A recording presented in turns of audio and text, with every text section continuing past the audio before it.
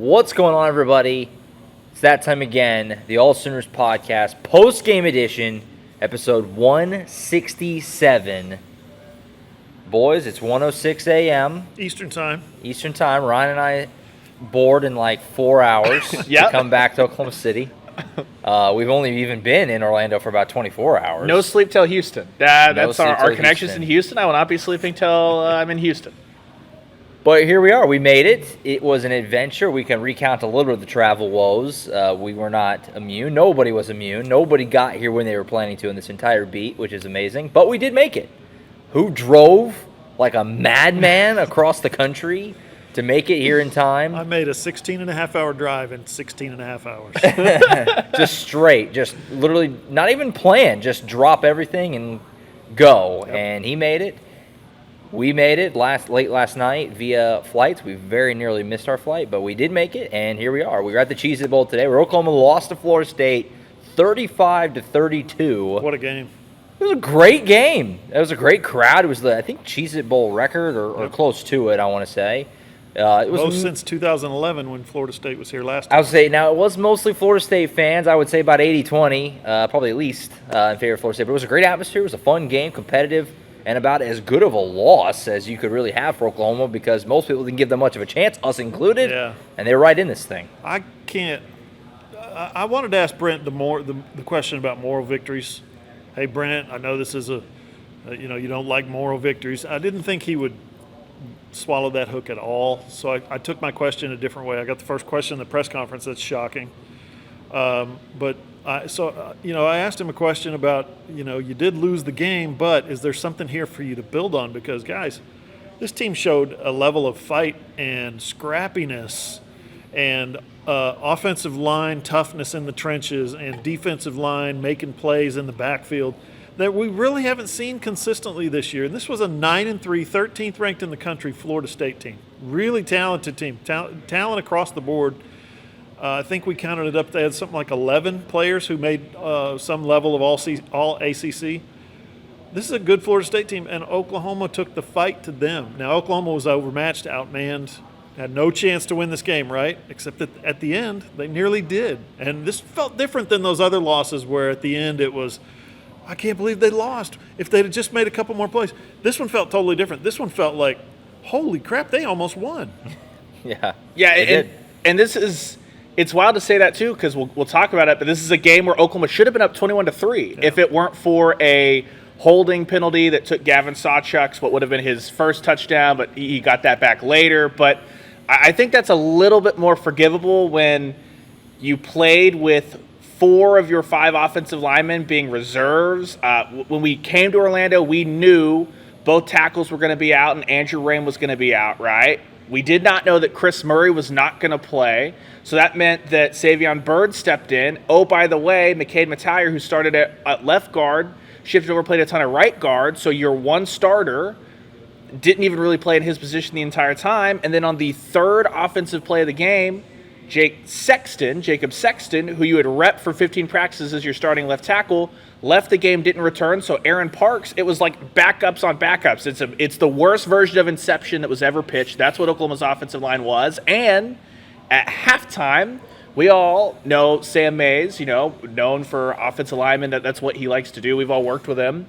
I texted Sam at halftime, was like, this is the most mean, angry, fired up I think I've seen this Oklahoma offensive line since the Big 12 championship game against Texas. And that was a bunch of backups, Savion Byrd included. And so I think that's why this one feels a lot different, because it's not as dire straits as when Dylan Gabriel wasn't playing against Texas, but this is a team that it's like they are already worse than Florida State. They are full-strength Oklahoma's worse than Florida State. This was not full-strength Oklahoma. It was full-strength Florida State.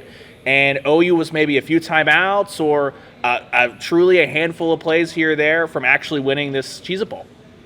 Yeah, we'll get into it in a second, but Savion Byrd was a dog in this game. He was juiced. He was pumped to play, excited to be out there, and he was finishing blocks everywhere. He was a lot of fun to watch, which you can't always say about offensive linemen. Sometimes you don't notice them.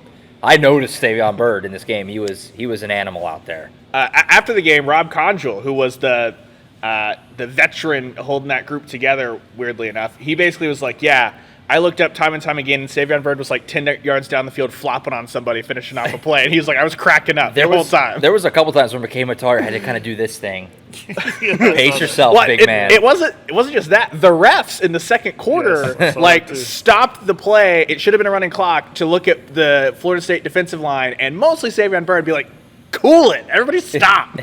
It was an emotional game. It was chippy, especially these teams. A lot of trash talk. This is one of those things too Dylan where Gabriel threw a football at somebody. Yeah, Dylan Gabriel on the first drive of the game gets pushed to the sideline. Someone from the sideline's chirping. He chirps back, and as he's like trotting back onto the field, he like slightly looks over, and he just like rocketed the football back into the sideline and hit a coach. I think it ended up hitting him in the gut. But it didn't look like that at first. Yeah, no, this game had an I edge asked to Dylan it. about that too. I asked Dylan about the edge that he was playing with today. He said, "Yeah, that's just a competitor," and he was glad to be back home back in Florida where he spent 3 years. And Billy Bowman, after he intercepted Jordan Travis, tossed the ball back at him, got away with it. He did it very slyly to not draw a penalty. That was a savvy veteran move from Billy Bowman on that. But So the whole game had juice to Danny it. Stutzman too. And Stutzman just watched the ball fly past him and looked Off at a the punt. The whole game had a juice to it. And this is one of those games where I'm pro bowl game. People that do the whole bowl games, they don't mean anything. They don't care. Players don't care about them. Go attend one like that. Yeah. Once the game started, it felt like, I know it's fun. not, it's the Cheez-It Bowl, but it felt like the most important game in the world once it starts. The crowd is into it. It's two blue bloods playing. They don't get to play all the time. I love bowls. Watch more, attend more. If you're a bowl hater, that's what my recommendation would be, because this game, it felt important. This was a good one. It was. It was we were sitting there on the field kind of at the end of the game, like, this has been a good game. Like, it has been thoroughly enjoyable. And I asked, you talking about you don't want to really do the moral victories thing with Brent. I asked what he watched, and I kind of, same thing, kind of danced around it. I said, I know you don't do the moral victories thing, but he kind of admitted, like, yeah, nobody really gave us a shot, so we're happy with what we did. We want to win, obviously, we cared, but we played out that we played with pride, and we wanted it, and we played well. And when he mentioned when nobody really gave us a shot to be in this game, so they were aware.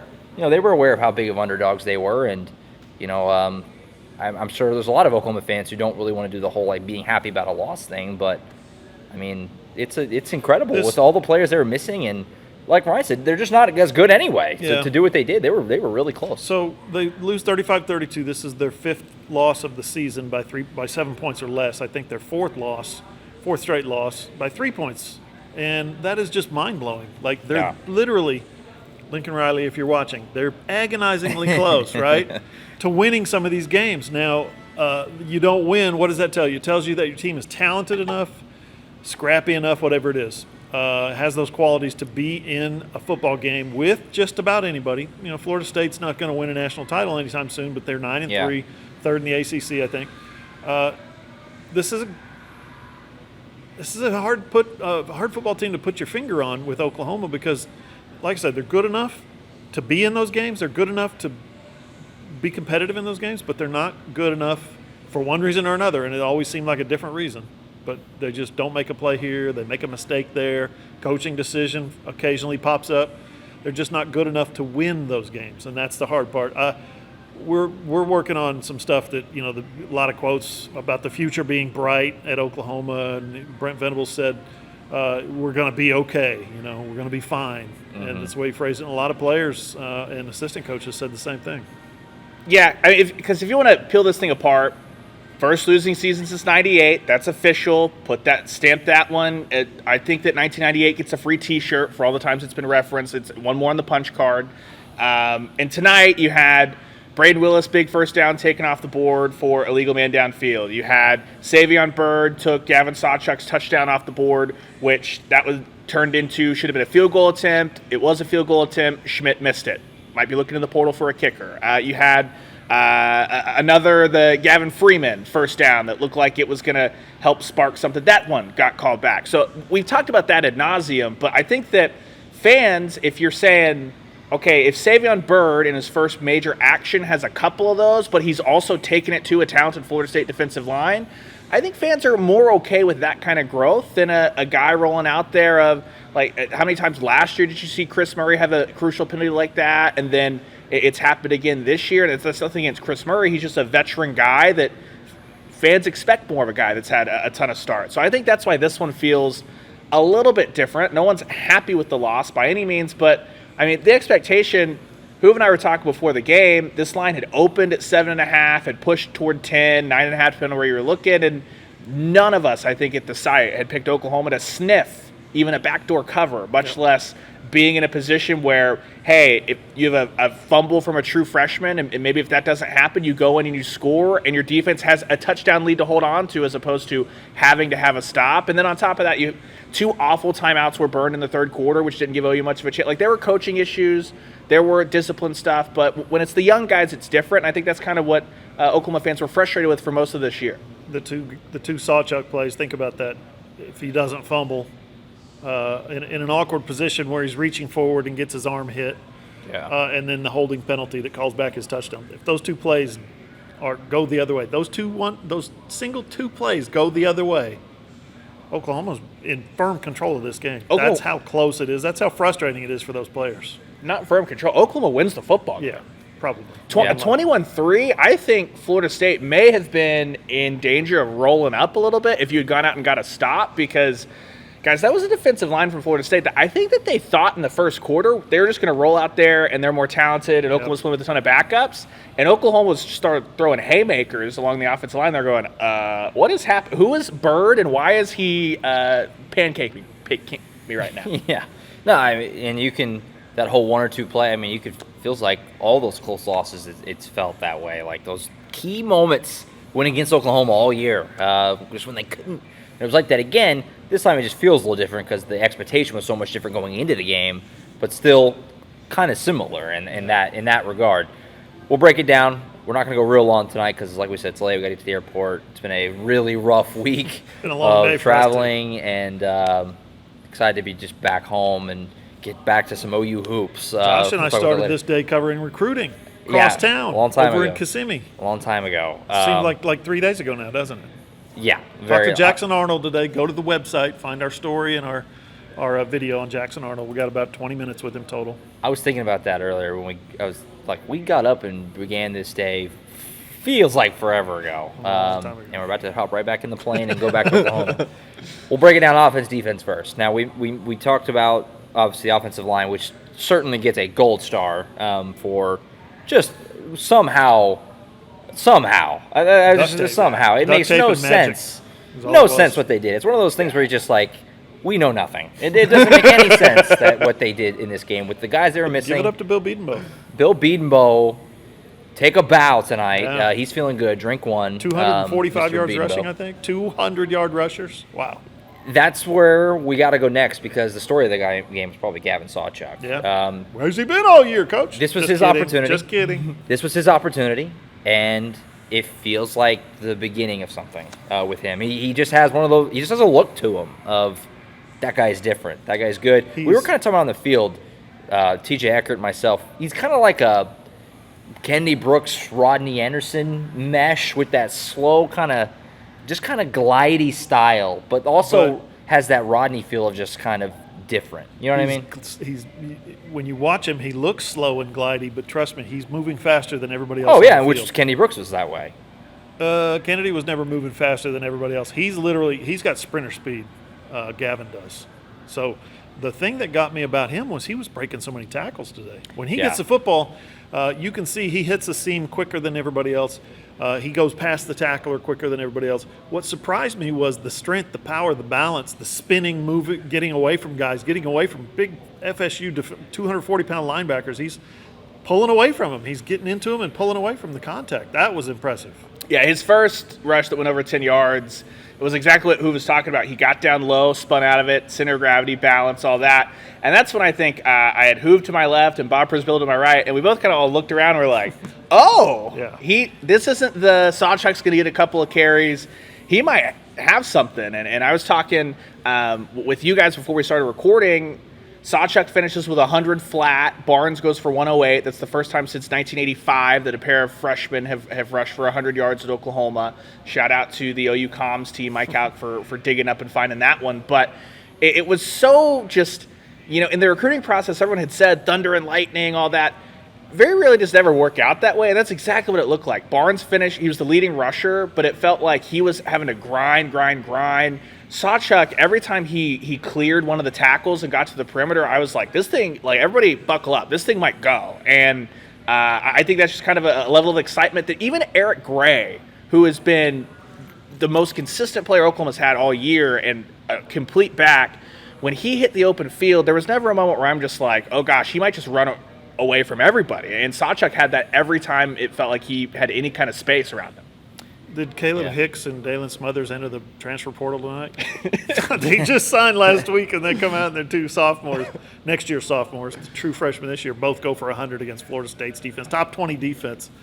At running back, the future is very bright. Yeah, I was just thinking that. The running back room is going to be just fine next year, and that's the year after that. And moving forward with those guys you just mentioned, Mr. Hicks and Mr. Smothers, they're in great shape. I mean, you talk about the beginning of the year, it was Eric Gray, who had a great season, and then it was probably Marcus Major, and you didn't have either of those guys in this game, and Barnes and Sawchuk just ran with it. They were both great in this game. Sawchuk is going to be a lot of fun. You just feel like, people did the whole, like you joking, but people did say that. Where was he all season? Well, a few things. Obviously, Eric Gray was great, so you didn't really have much of a reason. But then also, remember, Gavin Sawchuk didn't enroll early, which just kills you. We said the same thing with C.J. Colden. Same thing. There's no way you can make an immediate impact if you don't enroll early. It's just not going to happen. We never see that. Same exact thing happened with Farouk last year. He came in and hurt his hamstring on top of arriving in the summer. We talked to a couple of recruits today. Lewis Carter was one of them. He said, no, I'm arriving at OU next summer. I'll be late. He actually used the words like, I'm going to enroll late. Normal. Well, no, you're actually enrolling at the normal time. If you're not enrolling early, then guess what? You're enrolling late. Well, I think you saw that too. If you want to go back and watch, again, Sawchuk was not out there a ton on passing downs or in passing situations because of the pass protection. That's something that comes with knowing the cropped up once. Yeah, and it did, and that comes with knowing the entire playbook, not just the hey, where do I run here, all that stuff. And I think you saw that, which is why Barnes was kind of leaned on in those situations, and that's fine. And Barnes is good too. Yeah, and Barnes was fantastic as well. And I think that you saw too, for as much as this offensive line, like you said, Josh, gold star for what they did. From the middle of the second quarter on, the running game was fine. Dylan Gabriel was running for his life. I saw some people were kind of replying to some of our post-game videos, talking about how awful Dylan Gabriel was tonight. Guys, in the passing game, Dylan Gabriel did everything he could to just extend plays. Yeah. Florida State had 6 sacks, and it wasn't like the sacks at the beginning of the year where Gabriel's holding on to the football. Florida State was number 62 in the country coming in rushing defense, and they're a top 20 team in sacks per game. Like, the pass rush is where they make their money. And that's what happened. You saw OU was getting kind of used and abused third and fourth quarter especially. So Gabriel was doing everything he could. And that's why Jeff Lebby called 60 run plays, which is a season high this year. Yeah, you beat me to the punch. So I was going to ask you guys next was just what did you think of Dylan Gabriel in this game? Because I thought he was fine. No turnovers, which is nice. That's something he was doing early this season. Did have that crazy fumble. The other crazy fumble. I don't know how Mims recovered that. He came literally out of nowhere. That made no sense that he recovered that. But Gabriel's okay. I mean, he 14 to 24, I believe it was. I just had it pulled up. A couple 100 yards, 1 touchdown, no picks. Thought he was fine. Like you said, he was running for his life a lot. I mean, I've been pretty critical of Gabriel this season. This isn't the game for me that's, he was not good. He didn't will them to win. He did okay. He had some good throws here and there. He underthrew Mims. He went high on somebody, went too high. He did miss Willis probably for a touchdown there, that one. And then skipped one to somebody. Stoops, I think. I can't remember. But, I thought for the most part those were his 3 bad throws. I think he had 3 bad throws. He'd love to have him back, of course, especially the Mims deep ball. But he also had 59 yards rushing, positive yards rushing. Mm-hmm. Take away the sacks, right? 42 yards in sacks. But he had 59 rushing yards. He was impressive tonight, and you could tell he was, as I phrased it in the post-game press conference, spicy. He was spicy. Being back in Orlando meant something to him. He was efficient on third down in the first half especially, which Oklahoma was able to have a couple of drives that went over 3 minutes in the first half, something we haven't seen a ton of this year. Their first one was long. 4.5 minutes. That was being the live blog because I was griping. Then the 4.5 minute drive happened. I was like, I have nothing to gripe about again. I'm back. he was a lot better in the first half than he was in the second half. And again, I think that Florida State's defensive line came out not expecting the physicality, and also once they started to figure out young guys, they worked through their Rolodex of pass rush moves. They had more and more success, and like we said, Dylan Gabriel did a great job using his feet tonight. There was one huge play in the third quarter, I believe, where Florida State broke contain, or sorry, it was the fourth quarter. Florida State broke contain, and Gabriel was able to scamper for a 30-plus yard game right down the middle of the field, extended play. He was doing everything he could with his legs because he was not getting time in pass protection, which was to be expected with, again, 4 backups, and you really had a third stringer at left tackle all night long. Yeah, no, kind of lost my train of thought a little bit. Oh, yeah, get with Dylan. Yeah, and thus now we enter a very weird, not weird, but interesting offseason for him. He has not still made any kind of official announcement on what he's doing. He probably shouldn't have to. He's been mysterious with it. That's the thing. He probably should have to. Needs to. He's been asked directly a couple of times and has chosen to dance around it. He's going to get his family right. It just makes no sense to me at all that he wouldn't be back in Oklahoma. But until he says in this era, you kind of just obviously people are very split on Dylan, and because of the young man you referenced earlier, Jackson Arnold coming in, who I asked today when we were there because people are curious. What's that dynamic like for you in terms of coming and sitting behind Gabriel? And he basically said, I'm okay sitting behind Dylan, but he also mentioned great guy to learn from. But he also mentioned, I'm ready to be the guy when they need me. Yeah, you know what I mean? So it's going to be interesting. When they call my number, when they put me in the game, I expect to be able to do what they need me to do. He's like, if they need me now, they need me now. Yeah. Basically, was kind of his approach. So it's going to be interesting. I'm excited for the spring. That's going to be a fun little storyline, assuming Dylan is back, which, again, I can't fathom him not being, but he's had the chance to say it twice and has declined to. My expectation is that Dylan Gabriel, so in today's day and age,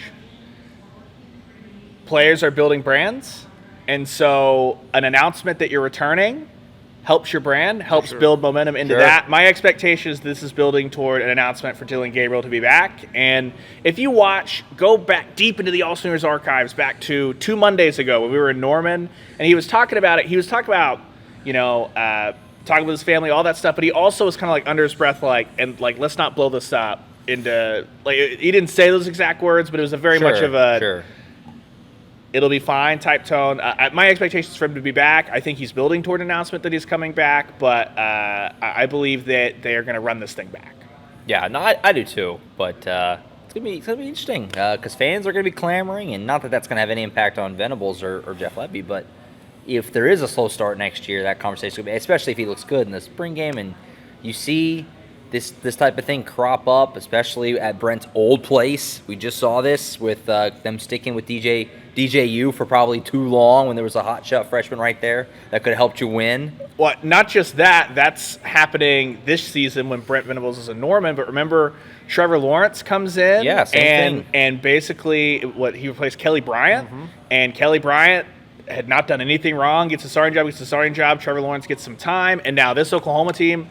Not saying they're going to win the national championship next year, just have a winning season, anything like that. But the dynamic is similar, and Britt was on staff and experienced that and watched that happen firsthand. Yeah, you've seen the two ends of the spectrum just with Clemson there. 1 year Dabo pulled the trigger, and they went like that, and they won the Natty. This year he didn't, and everybody's left thinking that if he had, they probably are in the playoff right now. So we'll see. That's a conversation for later, obviously. Yeah, we'll have plenty of time to do it, but it's going to be interesting. What about the defense in this game? So, game 35. It felt like the linebackers played pretty well, I thought. Stutzman had a nice game for the most part. Deshaun White, David Guebu even piled up some tackles. We're not going to just do the Justin Broyles bashing thing, but it was a rough game for him. That goes without saying. Most of the big plays, especially late in the game, were on his man, and Brent Venables admitted that. He didn't just sit up there and say Justin Broyles got burned over and over, but he basically did, because he said that they got in matches we didn't like, which that's what he was talking about. And he even made a point of saying they got one of their best receivers on one of our safeties. That's what he was talking. So he basically said multiple times that matchup was not good for us, and they just abused it. 6'7" Johnny Wilson against 5'9" Justin Broyles. Justin Broyles had maybe the best coverage of his career late in the game. He did. It was a great coverage. Guy makes a one-hand. He's 6'7". He reaches out, mosses him, makes a one-handed catch down the sideline to set up the game-winning field goal. What's Justin Broyle supposed to do about that, right? So I don't know. On that one. On that one, there was like 10. There were others. Yeah. There were others that he probably could have played a little better angle, a little better technique, whatever. Yeah, I think that the defense deserves credit early on for they were getting enough interior pressure. The defensive ends were still anonymous, but they were getting enough interior pressure, and the linebackers, like you said, Josh, were doing a nice enough job that it really put a wrinkle in Florida State, what they were trying to do. What we saw, though, is Mike Norvell got in there at halftime and made the adjustment that Florida State was going to attack Oklahoma's safeties specifically, and they were going to attack them deep downfield, and then Florida State scored on 4 of their 5 drives in the second half. So I think that's kind of what you saw, is that this is a defense that we didn't see a ton of young guys. It was not the same story as the offense and Gavin Sawchuk and things like that. And so I think, frankly, the defense was kind of the same song and dance, except this was a bona fide top 20 offense, and it was not West Virginia. So something to feel okay about, I guess. It was just Mike Norvell did a good job after halftime of scheming that up and attacking the glaring weaknesses at Oklahoma, which is why they signed 7 defensive backs in the 2023 class. Yeah, and you're right. It's a very different feel for the defense right now because it is kind of funny when you look at it. A lot of these guys are back. I mean, it's like Deshaun White, Broyles, and Redmond's going to the draft. That's kind of it. Like, most of this defense is going to be back. C.J. Cole. No, Agwebu's back. Agwebu's back. Well, Agwebu has an extra year if he wants it. C.J. Colden's gone. But I think you also saw there was a ton of Jaden Davis and a ton of Kenai Walker in the start of the third quarter when they were kind of ended the second quarter, started the third quarter, and then once Florida State started having more success, Jeffrey Johnson, it went back. Yeah, Jeffrey Johnson had a good fourth down stop. Jeffrey Johnson, where has that been all year, where he absolutely just blew up an all-ACC guard and just obliterated Florida State's play there on a 4th and 1, 4th and 2. But, yeah, they're going to have to get better, but it was one of those things where I think the second half success boiled down to Mike Norvell found Oklahoma's weaknesses, and Oklahoma's going to address those weaknesses, and it might just take 2 or 3 years for those guys to develop into where Brent Venables needs them to be. Something that stood out to me about the defense was clearly Danny Stutzman. He only had 7 tackles, not a huge number, but guess what? He led the team tonight with 7 solo tackles. He was all over the field. I was very impressed by Danny Stutzman. He, at some point, some light has come on for him, some switch has flipped for him to where he has he studied film. There was a big deal made about his lack of film study early in the season. He has embraced that clearly. He knew when things were happening. He knew what was going on all around him. Jordan Travis takes off on a one-on-one on a scramble. He gets out of the pocket, and he's looking downfield, and he's like, I can beat this guy. Stutzman hit him so hard at full speed, running full speed. It reminded me of Teddy Lehman. It reminded me of what Teddy Lehman used to do, just run through people. And at some point, Stutzman has the game has slowed down for him to the point where he is diagnosing things and understanding things, schemes and concepts. He's not having to think about things anymore. He's just playing full speed. He's going to be a special linebacker. He was impressive, and I talked to Ted Roof for a few minutes afterwards about him, and Ted Roof said he can't wait to see what he does next year.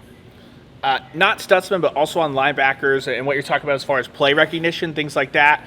Remember, in the first half, there was a really nice play Florida State ran where Deshaun White was just beaming in off the edge on Jordan Travis, and it essentially worked out to be the little delayed draw screen, whatever you want to call it, where Travis was fine, flips it to the running back, full wall ahead of him. In the second half, they tried to run a similar concept going, instead of to Jordan Travis's left, going to the right. Deshaun White stopped in his tracks, tracked the running back, and him and Key Lawrence made that basically a 0-yard gain. I know that Deshaun White is graduating on and all that stuff, but I think that just shows with what you said about Stutzman and also White, how many times in the Alex Grinch defense was it the same kind of play concept over and over and over, whether it be the tight end over the middle, the running back coming out of the backfield, and no one ever grew, no one ever learned from it. It just felt like it was, hey, anytime you want it, that's there against the Oklahoma defense. So, again, Deshaun White's not going to be there, but that's just showing you that's kind of progress, and that's little nuggets that you haven't seen. Now, you're going to have 11 guys make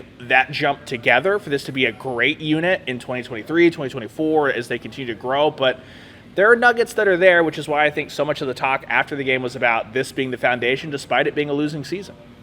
Yeah, shout out, Deshaun White, certainly another good game for him. He had a good season on the way out here, and obviously played his last game. And to loop back to offense, Braden Willis, his last game. Both those guys feel like the offensive and defensive versions of each other in a weird way of kind of just been in Oklahoma forever. Like it's gonna be weird that they're not on the team next year. And they both have said the same things a lot of wanting to. This season got away from, there's nothing, they went 6-7, but feeling like they are helping make progress for, going forward and helping get this program and feeling like, hey, we were part of that first Venables team and help turn it around. So shout out both of those guys as their OU careers wrapped up today. Braden Willis had a few nice plays as always, too. He's always fun to watch. Quick oddity from tonight's game. That I'm just coming across in the box score. We know Ellison played, right? Yeah. He has entered the transfer portal. He played. Yeah. Bryson Washington is on the box score as having made a tackle. He's in the transfer portal. And then Shane Witter, who suffered a season-ending injury. Did you guys see him out there? He's on the box score. Number 13 made a tackle. ESPN has him, too. Also, well, there might be some weird stuff because Justin Harrington was wearing 15 tonight for no apparent reason. Harrington, he was wearing it the whole game. Harrington was wearing 15 for punt coverage, and then instead of just shedding out of it, he wore it for any special teams play. So could that have been the Bryson Washington? And so there was. Maybe. That's so weird. Because I saw him. I felt like he was running it the whole game because I never saw 37. I kept being like, "That's Harrington, right? Wearing 15." I could be wrong. Very appreciative of all of the help we got today at the Cheez-It Bowl. There were a lot of really good things. The box score, there will be a little bit of sifting through it. Okay, so I might be off on that. I'm just saying that's in the box score. Yeah, I'm looking at ESPN has it. The stats feed was constantly a drive behind, and we might have to chart our own box score watching the game back if we want something to be totally accurate. Sawchuk probably had 45 yards rushing. We don't know. He actually had a bad game. It was literally like 4 minutes behind. The play-by-play was like 4 minutes behind. At the end of every drive, it was like, what happened on that last drive? Who scored that touchdown? How far was that touchdown? How many plays was that? We don't know. I will say. It's my only game day complaint. I was going to say, like you said, I will note, obviously, it's kind of become a meme at this point, the Cheez-It Bowl, because it's just funny. It's just a funny it's a funny bowl. It's a funny bowl name. This was a very good cover, at least for me. You guys, we kind of have different experiences, but it was easy to get around, and the photo room was big. They fed us. There was tons of food. I had a pleasant experience covering this bowl game. I've told you before, I've never had a bad experience covering a bowl game, ever. Last year I wouldn't say it was a bad experience, but Houston Bowl was my worst. The Wi-Fi was spotty at Alamo, and it's not even the bowl's fault, but the thing kicks at like 8:15. That sucks. That sucks. There was no way I was having a bad day today once I confirmed that, or I got a no comment that Prince Chedward and the royal family are. I asked if he was on the outs. I got a no comment. Made my life. Prince Chedward. Life made. Prince Chedward was electric, by the way. He was everywhere. And they really got their money's worth out of that guy. I hope they paid him well because he was everywhere for 4 hours. I wonder if they just went into the transfer portal and got a Disney cast member from across the road over to be Probably. like, hey, you guys know how to entertain. Come be Prince Chedward. Probably. Also, it goes without saying, but I've never been to Tallahassee, who you have. Mm-hmm. Like we mentioned, it was like 80-20 probably Florida State fans in here. And Florida State's got just an electric aesthetic, and their fans are awesome. Yeah, they do. And the Chief Osceola with the arrow, which you almost caught the field on fire, but awesome. it was still electric. That's my favorite part of Florida State football is that Chief The Osceola spear. rides out there It's on that awesome. Appaloosa, and he throws that thing in the ground. It's fantastic. Oh, it was Especially great. at Doak Walker. Doak Campbell. Doak Campbell. Doak Walker's. Doak Walker. I did that Doak earlier. Walker running back. I had to Doak Google it. I Campbell. was like, wait, Doak is it Campbell Doak Walker Stadium. Stadium or Doak Campbell Stadium? Probably Bowden Field. How about that? Yeah. Also, Tallahassee. this is why I have to be in the live blog because I noted that happened. I was like, that might be the last hiccup tonight for Florida State. It was not the last hiccup for the not even Seminoles, close. which credit to Oklahoma. But yeah, the Sooners sold out their ticket allotment for the Cheez-It Bowl. I'm not sure there was a single other Sooner outside of the people in the OU ticket allotment, which it's to be expected. This game's being played in Orlando. It felt worse outside. We're driving up to the stadium, and we saw 2 OU fans. 2 out of 10,000 people. Yeah. 5,000 people? Walking in, I thought this game was going to be like 95-5. Yeah. It ended up, I think, being more like 80-20 is how I would put it. Mm-hmm. But, yeah, walking in, it was like I didn't see an OU fan. And they had big tailgates out there. But it'd be more like, I mean, it's in-state. Yeah. And they had a better season. I mean, OU does a good job traveling They're to bowls. coming off 3 straight This years was a of no perfect bowls. storm. They You're were right. happy to be here. You're right. I didn't even think about that aspect to it. So, yeah. They were hungry. It was a great atmosphere, though. They This were was a fun hungry game. for Cheez-Its is what they were hungry for. Cheez-Its everywhere at this thing, by the way. I mean, we got look at how sweet this box is. You can see it on the YouTube. Guys, Cheez-It crackers, not Cheez-Its. Oh, Cheez-It right. crackers. I'm not Come doing on that. now. I'm not doing that. It's too stupid. I refuse. Agreed. I love Co-sign. Cheez-Its, by the way, and I've had a bunch here because there's just little mini bags everywhere. Just exactly what you would think. Literally piles. of them. Piles Like all over the Scrooge place. McDuck of Cheez-Its is going on here. It's awesome. They lived up to the name. Shout out the Cheez-It Bowl.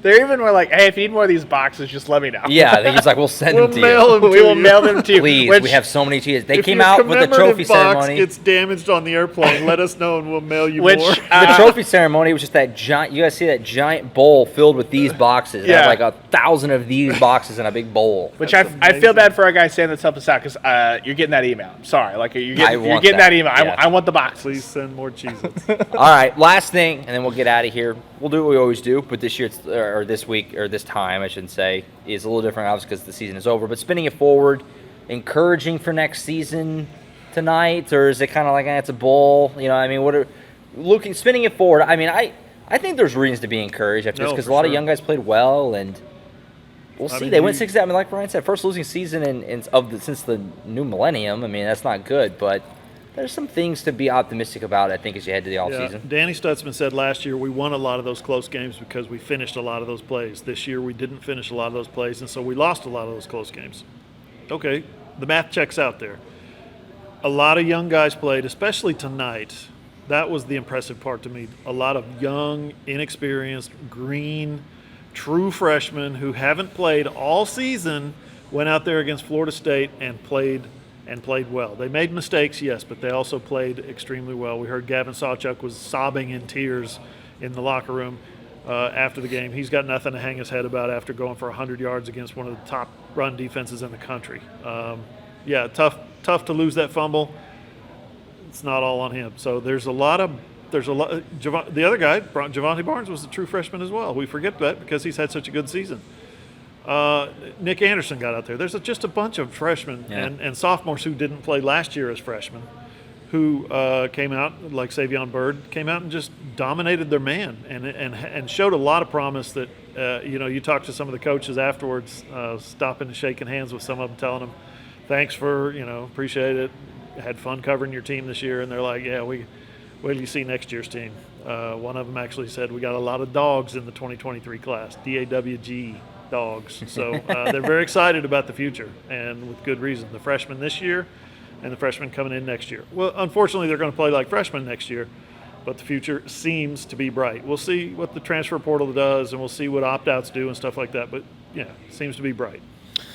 Yeah, the problem with this year's team that frustrated the fan base, or I think this is the problem, is that they played up and down to their competition outside of TCU and Texas, right?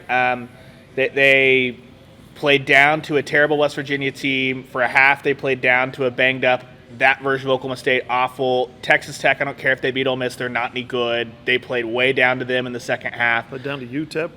Played down State. played down to Kent State for a half especially. They were getting shut out almost at halftime. Yeah, That Penn State game. so that's got to get fixed. And I think a lot of that frustration was that was happening with not Brent Venables players, but guys that have played a lot of football. Tonight they played up to a bona fide top 15 team. Like Hoover said, this Florida State team's not winning an Natty next year, but they're a top 15 football team. That's a good football team. And they played up to them and took the fight to them. So, yeah, that's going to be encouraging. But I think a little bit of bowl pixie dust. Like, this team's got issues next year. We'll have a whole offseason to sift through all of those. And like you said, Hoover, with young guys coming in to fill that void, they're still going to be up and down. It's just going to be, can they find enough consistency to paper over the highs and the lows a little bit better so that a couple of those games break their way and they're moving closer toward 8-9 wins than a losing season? We'll have to see. There's going to be a lot of retrospective. Like, I thought Jeff Lebby had an awesome game plan tonight. He mixed tempos really well as well. That has to continue into next year. If they revert back to the frustrating 2 minutes score punt, then things aren't going to be much different. So it's a good foundation. The thing with foundations, though, is you have to build them or they're just going to be a hole in the ground. And that's what Oklahoma has to do next year. And with that, year 2 of us as a unit in the books. It was a fun season again. It was hard. Last season was a circus because of just all the things when you're around it, but the team was still winning somehow. Yeah. This year was more calm, but they were losing all the time. Maybe we'll strike that balance next year, and we'll find out what can happen. But year 2 in the books. I feel like this year, even though it didn't go well for Oklahoma as well as last season, I feel like especially our post-game shows really took off this year. I think we picked up a lot more people. So shout out to everybody who found us. Hopefully you'll stick with us through, obviously, the coming months and the off-season. Obviously, you should know, but the spring, it's just like during the season, basically. We have a lot for you year-round. This thing doesn't stop. We're year-round in these parts, obviously with other sports as well, getting more into the mix as we go. So OU Texas on Saturday. Basketball, 1 o'clock. Yeah. That game tips off in about 36 hours. Yep. And we'll be there. Yeah, got hoops, got Diamond Sports coming. Before you know it, spring football will be here. Spring football, we're gonna be sitting at media days before you know it. Yeah. That's how it goes. So that's it. You got anything? Any last words? No. Appreciate everybody for watching the post-game pods. Yeah. As you all know, have been super late, and that's a grind after a 15, 16, 18, 20-hour day sometimes. But we love doing them. They are fun, and we're glad that you guys have enjoyed them because what Josh said is right. The numbers have really gone up on those. So, yeah, we appreciate y'all. Ditto, and here's to more death sandwiches in 2023. That's right. Disease sandwiches. Disease Don't sandwich. get me started. Disease sandwich.